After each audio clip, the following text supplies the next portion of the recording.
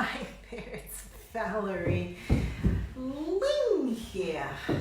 Set myself into frame.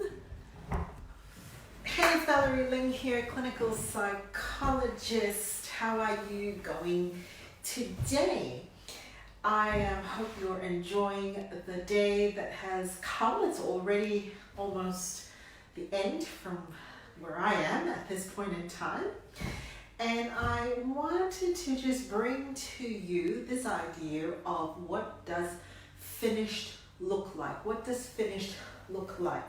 So today is one of the days where it's a streamlined day for me. I put a particular type of work into one block, and for today it's actually my burnout prevention work. I've had 5 conversations in that space as part of my regular type of work.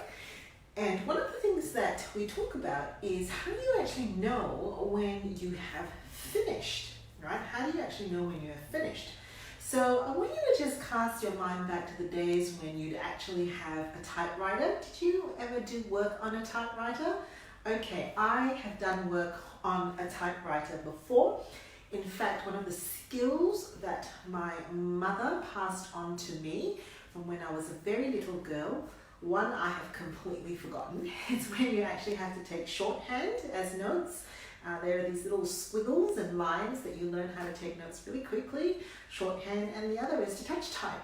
And as a kid, for a little while, until I think we were in I was in year maybe 11 when we got our first computer. Things were either handwritten or typewritten, right? Now the thing about doing things that way is you probably do come to a natural finish.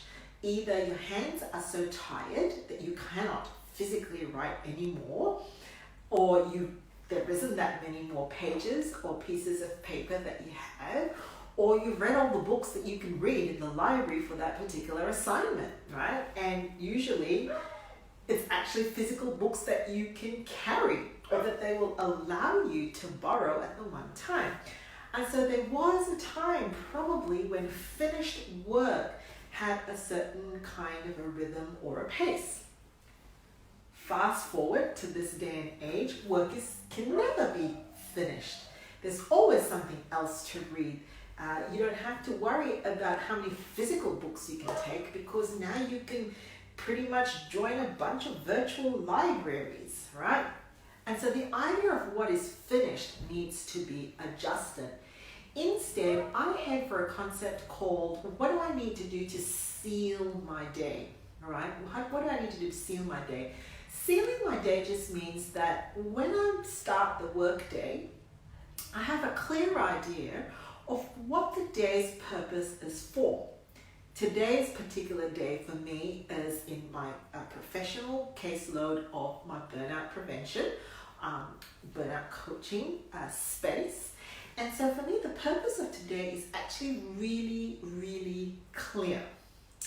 I see my clients. I finish my case notes with regards to my clients. And then as a business owner, I check in on my email in the morning, check in on my email in the evening, and then my day is sealed. That is it, right? Tuesday, Wednesday, Thursday, Friday have got different purposes, but for Monday, that is the purpose of Monday, and therefore the day is sealed when I seal up what needs to happen for that particular purpose. Then you practice the annoying song that came from Frozen, you let it go. Okay, you let it go. More often than not, you will find that when you actually let it go, when you pick up the pieces again in the next day, particularly if you practice deep focus and a purpose for the day, you'll have more clarity, more creativity, and you'll probably be more productive as well. That's my thought for you today. Have a lovely rest of the day.